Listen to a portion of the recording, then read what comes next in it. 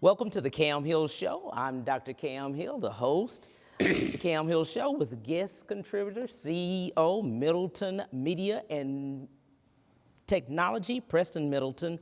Don't steal our vote. It's what we'll be talking about today. We have our guest on today, Texas Congressman Ron Reynolds, District 27. Good trouble. Good trouble, necessary trouble. Let's talk about it. Let's just jump right in. Let's talk about what you mean by that. Well, good trouble. We just commemorated the 5th anniversary of former Congressman John Lewis' death. Yes. He died 5 years ago. He coined the phrase good trouble because good trouble means that you are causing trouble for the right reasons. In other words, it used to be illegal for African Americans to be at the front of the line because they had to go to the back. It used to be illegal for African Americans to vote because they didn't have voting rights. And so good trouble is Rosa Parks refusing to go to the back of the bus. Good trouble is John Lewis and others marching, knowing that there were ordinances against marching. So good trouble is when you are willing to defy the norms for the right reasons, breaking the right rules because you want to make things right for people that are oppressed. And so when we talk about good trouble, we're talking about maybe being the resistance, but we're doing it for the right reasons. Ron, I have 4 years ago, there was actions by the Republicans in the State House to destroy the 18th Congressional District. And they went so far as to attempt to merge Congressman Lee's district, the 18th Congressional District, which I live in, with Congressman Al Green's district, which was really a travesty. That's right. They tried to do that. And they were trying to do it in the middle of the night. That's right. And we had to launch a very serious fight to save that district. And they still changed the district and added in the far north area of her district, a whole area that had over 200,000 leaning Republican votes. That's correct. Right above where Humble, 2 exits past Humble. That's right. 2 exits past the George Bush Airport. A lot of people don't know her district went that far. And that was a very serious fight that we had to, and thankfully, Sophronia helped us. That's correct. Sophronia Thompson was wonderful on that committee to help us save that district. And they were trying to do it in the middle of the night. During the hearing they had, she organized for us to have a Zoom call with them where the public got to give their public comments. During that time and during that conversation, they weren't listening. And I called them out about that. I said, you guys aren't listening to our public comments. You guys are fiddling with your phone, not listening, not paying attention. But we're serious about this. This is a seat that was carved out for our dearly departed Barbara Jordan. That's right. It was the first seat of its kind to be generated like that for African Americans. That's when the district was purely African American. That's correct. I know the challenges that you guys have. I know you to be a fighter for our state and for the whole Harris County area. You're the preeminent fighter, vocal fighter that we see in our district. And I congratulate you for that, and I honor you for that. Thank you. I'm very concerned right now with the egregious nature and the abject attack on the rule of law and the ability and the disability of them to see that we need representation. That's correct. So I see this as a direct attack on them to say, we don't care about your representation. We're going to take this seat. And even to add to that, the president, 2 days ago, I think it was on a tarmac somewhere. I saw it on an MSNBC report. He actually said he was bragging about, oh yeah, we're going to be active in Texas. We're going to get 5 more seats in Texas. And the way I want to frame this question to you and to have you discuss this with our viewers and give us some insight on this, I know from talking, and I've had some deep conversations about this with some people who I trust, who told me that if there's a political change of the district, it can happen. We have to prove it's racially motivated. That's correct. And this is a problem we're having here. And my issue is that how could it not be racially motivated? So do we have any chance to stop this? And give us some history about this, because you're in the inside of this. Right. No one's more on the inside of this than you and Senator Miles and the rest of them, but you're the face of it. So you tell me a little bit about those things, about the environment that you're into, what's going on behind the scenes, because now we have a chance to get to everybody right now. That's right. Preston, I want to thank you and Dr. Hill for this conversation. This is a very important conversation, and people don't understand what's taking place. So we need them to be informed, empowered, and this is a way for them to be engaged. The question that you raise is a paramount question about representation. And as we talk about good trouble, that seat that Barbara Jordan once held with the 18th Congressional District was created after them making good trouble and breaking barriers to create a single-member district that allowed for the first African-American representative in the South since Reconstruction. That was Barbara Jordan. This is a historic seat that has been there since then, since the passage of the Voting Rights Act of 1965. The U.S. Supreme Court in Shelby versus Holder gutted a key provision of the Voting Rights Act, which Texas had to get pre-clearance whenever they changed voting lines because they had a history of racially discriminating against people. Right. For example, Cam, where I'm at in Fort Bend, they used to have whites-only primaries. Yes. You know? And so, Preston, this is about disenfranchising Black and brown districts racially. That district, the 18th Congressional District, where we talked about Barbara Jordan. After that, it was the late, great Congressman Mickey Leland, okay, until he died in a plane crash. After that, it was Craig Washington. After that, it was Sheila Jackson Lee, and unfortunately, when she passed away, it was Sylvester Turner, our former mayor and congressman, and he passed away. And now we don't have an incumbent in that seat because Governor Abbott refused to call a special election in May because he didn't want a Democrat to go there in Congress to represent those constituents. So it is a racial district that was drawn to represent those historic communities.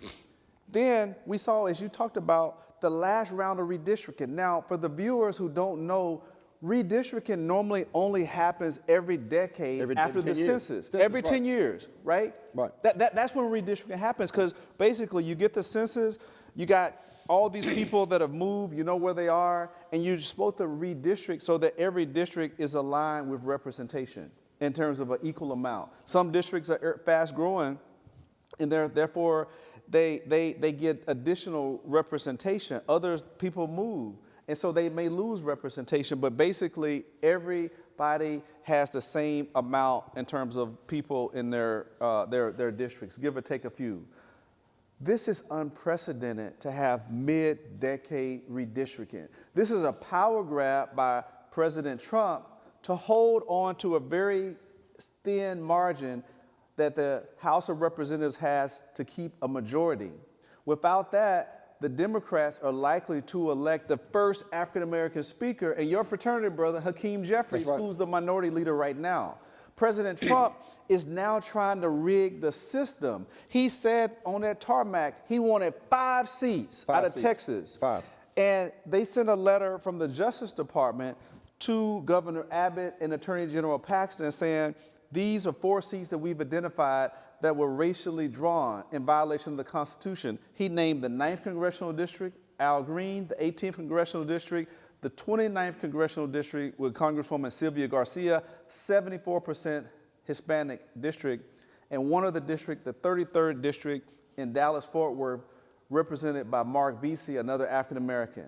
He named 4 seats that were all Black and brown districts that they want to dismantle. So what they're trying to do is racially target these Black and brown districts, redraw them so that we don't have the ability to elect a candidate of our choice, but they will be Republican seats. He said that on the microphone. He said the quiet part out loud. I'm gonna get 5 seats out of Texas, and then we'll get a couple more out of Ohio and other places. So basically, that he can maintain power. That's what this is. So yes, we are going to build a case that is likely going to end up in the Supreme Court, which that's a whole nother conversation I don't have confidence in, but we're going to be able to show that they are targeting Black, African-American districts, 3rd Ward, South Park, Acres Home, Sunnyside, 5th Ward.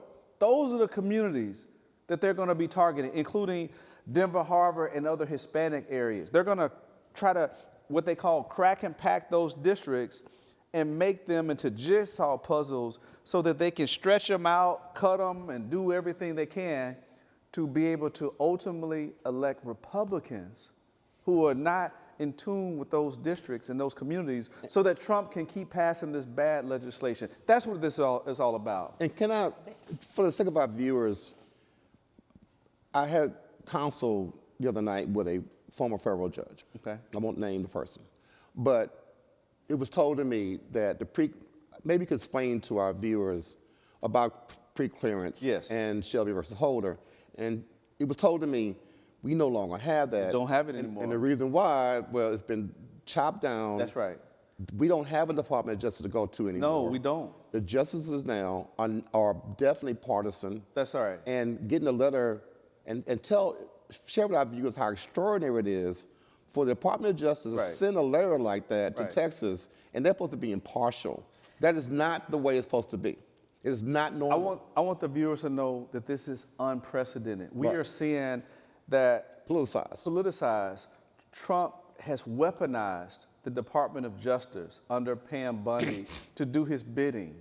They are basically now, instead of this Office of Civil Rights that they're supposed to protect the Constitution of all people, they are targeting Texas, specifically Black and brown communities, to say that the redistricting that we just did was unconstitutional in those 4 districts that I talked about. But that is normally what they don't do. First of all, they just had a round of redistricting, a lawsuit where they testified under oath, Senator Joan Huffman, who was the head of redistricting, the House redistricting, that these maps were drawn without account for race. So now they're contradicting what they just testified to in court.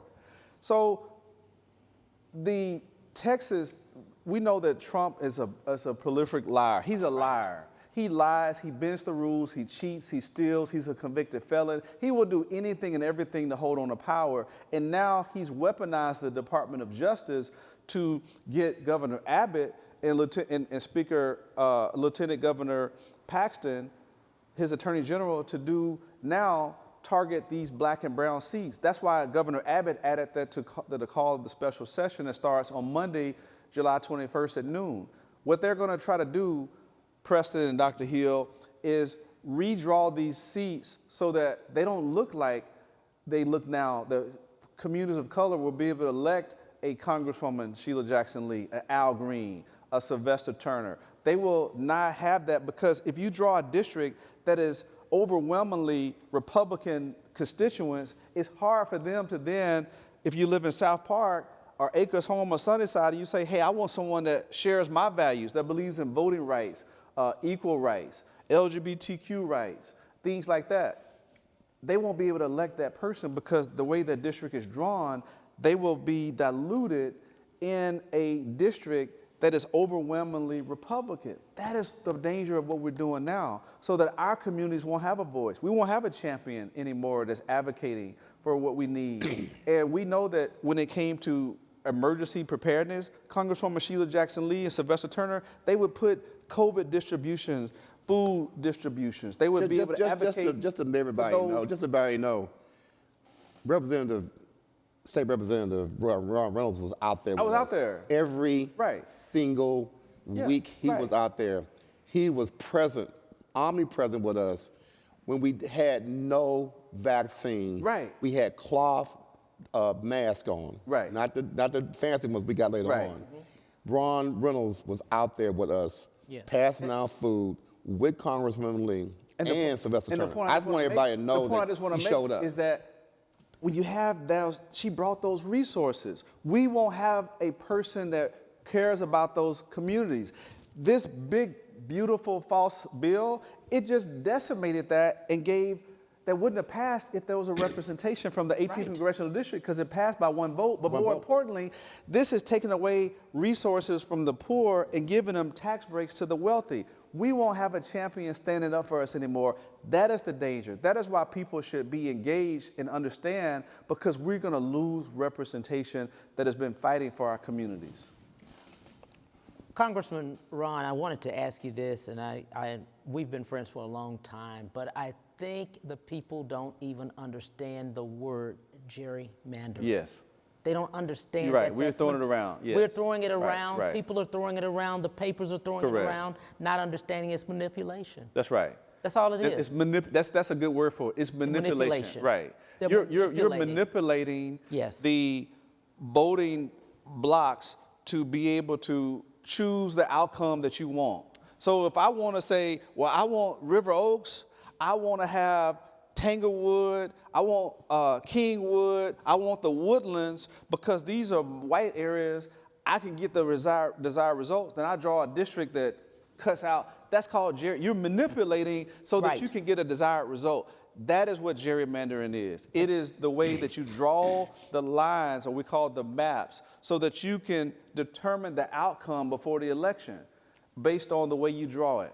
And that is Absolutely. simply what we're looking at. Absolutely, and I want each one of the viewers and the voters to understand, when you see that word, don't look at the word. That's right. Think of manipulation. I'm gonna use that. Think of because manipulation. I never heard it explained like that, Dr. Hill, but we need to make sure that we don't just use these legal words like gerrymander, manipulate. Everybody knows what it is to be manipulated. Manipulated. Nobody like it. Right. They're manipulating our communities Right. at our expense. That is what they're doing, and they're using it with a fancy word called gerrymandering. But it is manipulation. I don't know why nobody ever even came up with that. Thank you. That's why it's good to have people that understand real talk, and that we can use layman's terms so Right. that our community can understand what it is. They're manipulating us. They're manipulators. Yeah. What can we do now? What can the voters Yes. do right this moment to mobilize themselves? Get together, right? Yes. Find a way to do away with this. What can they do? Well, here's the deal.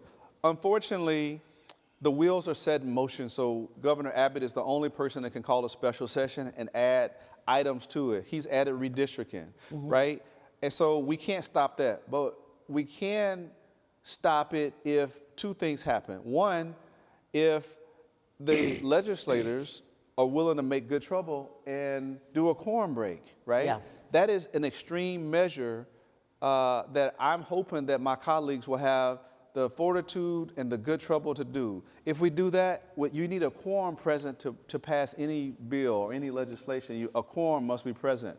That means a majority of the House and a majority of the Senate. If there's no quorum, you can't conduct business. I'm hoping that enough Democrats will join in and say, you know what, we're not going to participate in our own demise.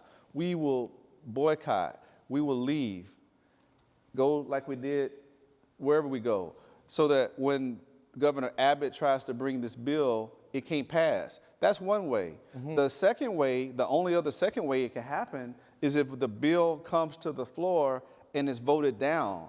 Unfortunately, reality is that's going to be a straight party vote. These Republicans are afraid of President Trump. We saw that with the big, beautiful, ugly bill. We saw that when it came to vouchers this last legislative session. We've never passed vouchers in the history of the state where we subsidize public tax dollars to send kids to private schools. Rural areas don't even have private schools. They've always joined with Democrats in voting no. President Trump called them and said, if you don't do it, I'm going to primary you, meaning I'm going to find someone else to run against you. We're going to get you out. Guess what those Republicans did? They voted for vouchers. So if this bill hits the floor, we can stop it, but realistically, we can't, because they're more afraid of Trump than doing the right thing. So we're really looking at two options.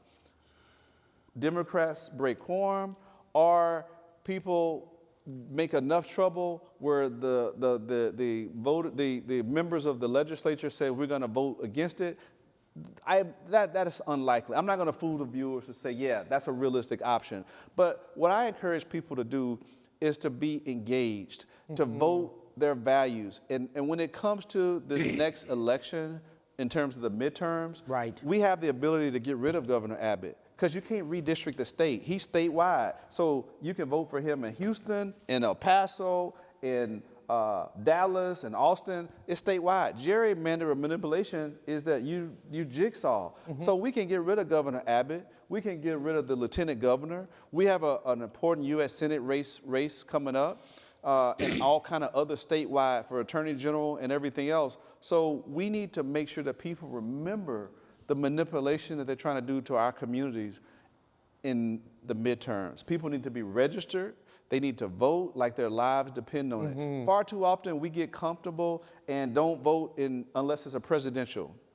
But I want to tell y'all something. Black women have helped save democracy. 92% of black women, Yes. they voted. And they did. voted for Kamala Harris. Black men were number 2 at like 80-something%. It's been other communities that have voted. I'm going to say this honestly. Many Hispanic men voted against their own interests because they voted for Trump. He's now deporting them. Right. He's deporting these same people. He didn't do anything to bring down the cost of eggs and inflation. And so he basically, and poor white folks voted for him. And he's doing everything they can to take away many of the things that they have. So many of these people are voting against their own interests.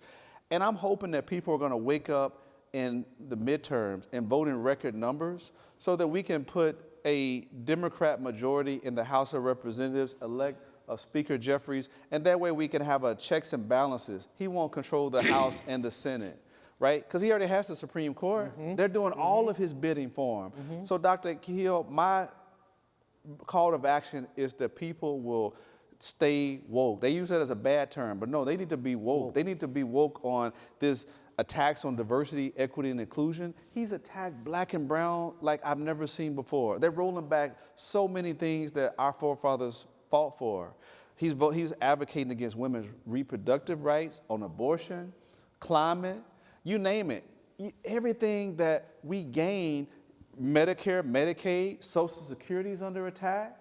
That's our social safety net, all because he wants to give further tax breaks to billionaires. I don't know about y'all, but I think the viewers should be ready and outraged and take that pain to the ballot box and vote him out. You know, Representative, one of the reasons why I'm so passionate about this, my grandfather and Carter Wesley and Thurgood Marshall won a case in the Supreme Court, the United States Supreme Court. It was called the Smith versus Allwright Yes, case. that's the, yes. So my grandfather and Thurgood had to fight. That's right. And their lives were threatened by the KKK. And they won that case, and that case got African Americans the right to vote in primaries. That's right. Before that, we had no say-so on who's going to be on the final ballot. That's right. And they fought tooth and nail They did. to stop African Americans from voting in the primaries. That's correct. We had no say-so. No. And at the time, Democrats were called the Districrats. That's right. That's a history lesson. That's Black right. folks were Republicans back then. That's right. The Democrats were like this version, our version now of the MAGA Republicans. That's correct. And I think sometimes this is why I'm so passionate right now. And I was very touched by how Representative Tellerico, and I think Jarvis was right behind him, doing the second that I saw. He just eviscerated the Republican committee member and asked him down the line, is it true that you guys have on this bill that you're going to ban works by Maya Angelou, Yes. Martin Luther King? That's right. And he had to say yes. So he called him out on that. And this is why history is so important. I had a talk the other day with a young lady who I found on Nextdoor to come and cut my yard. Her and her husband have a little business. And she said, I used to be a school teacher. And I can't teach what I want to teach anymore. It's very, very structured, what I can teach and what I can say. It's all done by multi-state. And she told me the kids don't have books anymore. That's right. I'm like, they don't have books anymore. They're controlling what our kids hear. So when a young person that's 13, 14 years old doesn't know about how we got the right to vote, they don't know about the Voting Rights Act. That's correct. They don't know about the Civil Rights Act. They don't know about the Civil Rights Act, the Voting Rights Act. They don't know how we got here. They don't see the importance of how to fight.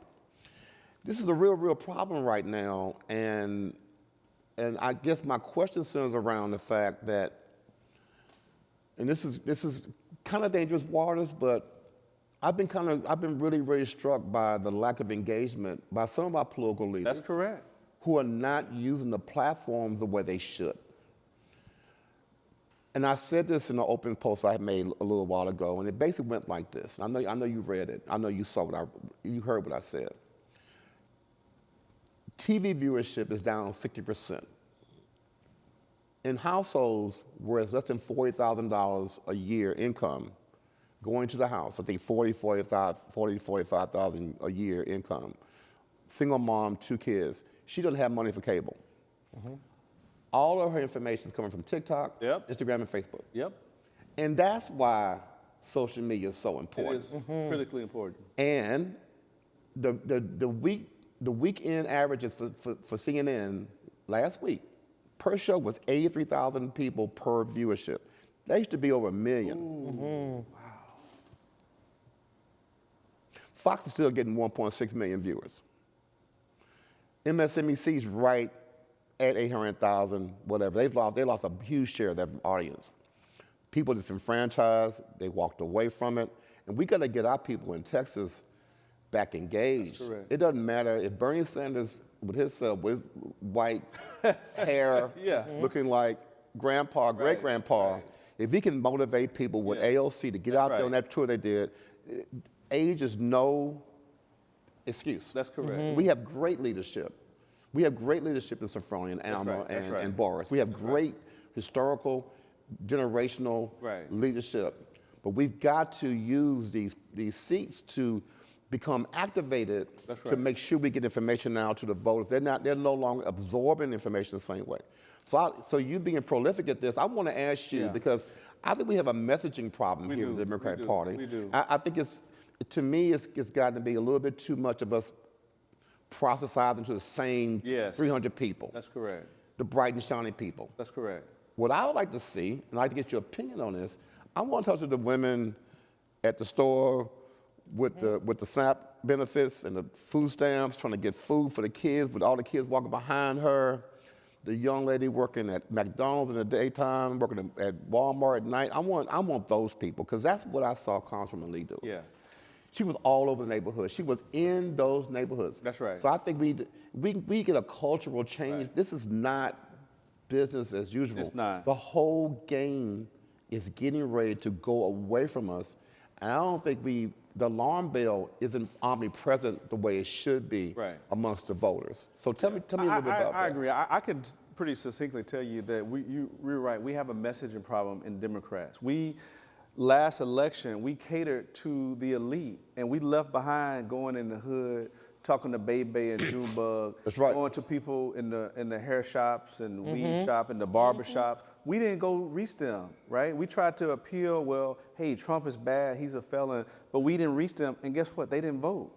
So you're right, we need to embrace the Bernie Sanders, the AOCs, the Jasmine Crockett's. They are appealing to those people. They're appealing to them, not these elite Ivy League folks that are stuffy and they want to talk about their credentials. No one cares about, people don't care what you know until they know you care. Right. And so I'll say that. The second thing is, you're right, critical race theory is where they're no longer allowing in school to teach about slavery, teach about Jim Crow, teach about these things. So the teachers, they can't teach about that anymore in Texas because critical race theory, this notion of making white people feel guilty about their past. So they're basically trying to etch a sketch slavery and things like that because they're banning books and they're banning discussions about them in Texas. They can't do it anymore in schools. And then you add that to banning diversity, equity, and inclusion. Now you have an environment where you're whitewashing our history because you can't even have cultural studies, African-American studies and all that stuff. Governor DeSantis was the first one with this anti-yoke agenda, and he was competing with Governor Abbott in Texas with this anti-DEI. That's now embraced by President Trump in all 50 states. So we have to utilize social media as what you were talking about, platforms like TikTok, Instagram, Facebook, although they tell me older people use Facebook, so social media. But we have to utilize that because that's where people are getting their information from. So we need to feed it where it is. So I want They ain't reading newspapers no more. Right, they're not. So one follow-up question to that. Mm-hmm. The reason why we're here right now, where there is we've built up the opposition. Yes. We've done it through civil disobedience. Yes. Through protests. And we can turn a little quick page here because I care about our Latino brothers. I'm very passionate about that. Yeah, we're stronger together. We're stronger together. And can we create a tent to welcome those folks back with us? Because I remember, I'm just old enough to remember when Justin Robinson ran for office, my dad was his campaign manager, Justin Jr. Justin, that we know now is Justin III. Right. But his father was Junior. Okay. And back then, there was a coalition between African American, and back then they were called Chicanos. There was a coalition of us voting with them. We all voted together. Somewhere down the line, it went awry. Right. We're in a problem right now, and I think an opportunity right now to see the egregious, unfair police force grabbing our Latino brothers off the street, and they're racially profiling them. They are. It doesn't matter if they're U.S. citizens or not. Right. And I have Latinos in my family now. I have mixed Black and Hispanic folks in my family now. I have mixed Korean, Black people in my family now that I love. So now they're in jeopardy. With the horrendous visuals now of seeing Latinos grabbed who are citizens, who are Marines, being grabbed, do you see a way now that we can get us back in the same place now? Because it's really, really a problem right now. And we've proven right now these mass protests have had an effect on Trump. He's lost a huge part of his base now. Right. And in fact, his own party is when it gets his base about this Epstein stuff. But we won't talk about that right now. Yeah. But I'm saying, I see an opportunity. Yeah. I like to understand from you, get it from you, do you see an opportunity right now? Because the only thing we really have left right now is protests. That's right. It does. A lot of people thought it would make a difference, but we've proven that it does. Yeah.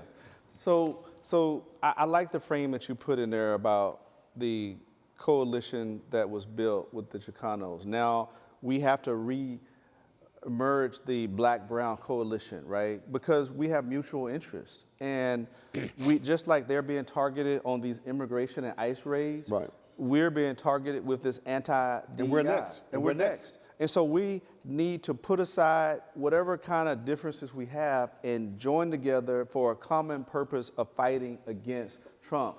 United we stand, divided we fall. The only way we're going to defeat this MAGA movement is if we combine forces with other like-minded people, build a strong multiracial coalition, Blacks, Hispanics, Asians, people who want to be on the right side of history. We can't do it in a silo, just Blacks going it alone. We don't have enough numbers. But if we combine forces, we're unstoppable. So we need to get rid of the egos and the me, my, and say, what is the best for our collective agenda? And we're not always going to agree on everything, but we can agree that Trump and these MAGA extremists are our oppressors, and they're trying to do all of us in. Yeah. So let's put aside whatever conflict we have, and let's work together. And let's join together and fight this monstrosity of this Trump administration. That is what we need to do. I've been encouraging it, and I know that Congresswoman Sheila Jackson Lee, when she was here, she was building it, working with others. Congressman Al Green is doing it, but we're still honestly not as aligned as we need to be. And I'm hopeful that this push they're making to decimate our communities is going to be the thing that totally brings us together. But what's the problem with the alignment? What's the problem with the alignment? Egos. I'm just going to keep it real. Okay. That's what it is. There's no other way to describe it. Hispanics, hey, we want ours. Blacks, we want ours. Instead of saying we're gonna have to work together and build up this coalition, and they can't be pitted against each other. That's the way they've been winning. Just like the old saying, where you pit the house Negro against the field Negro, the light skin versus the dark skin. We gotta change that and say we are stronger together. That's what we gotta do. So, Congressman, I want to thank you for the opportunity. I want you to leave. What would you like to leave with the viewers? What would you like to tell them? We stand on the shoulders of those who came before us. Many people like John Lewis and Rosa Parks and Fannie Lou Hamer. Many people who made tremendous sacrifices for our freedom. I want to challenge everyone to be on the right side of history. This is our civil rights moment. And under our watch, we have the baton, and we can't let them take us back to those dark days of Jim Crow. They're trying to do everything they can to make this a society in a world where white men are now elite again and black to the back, brown go around. We need to take back our country and fight against these MAGA racist extremists that are doing everything they can to take back what they think is rightfully theirs. We live in a multiracial country. We built this country on the backs of our ancestors who built the economy. We never got our 40 acres and a mule, so we cannot let them take us back. We need to keep moving forward in the spirit of our ancestors and make good and necessary trouble. Thank you so much, Congressman. We appreciate you for coming on the Cam Hill Show. Thank you so much to my guest contributor, Preston Middleton. We appreciate you so much. Thank you, and thank you. Bye.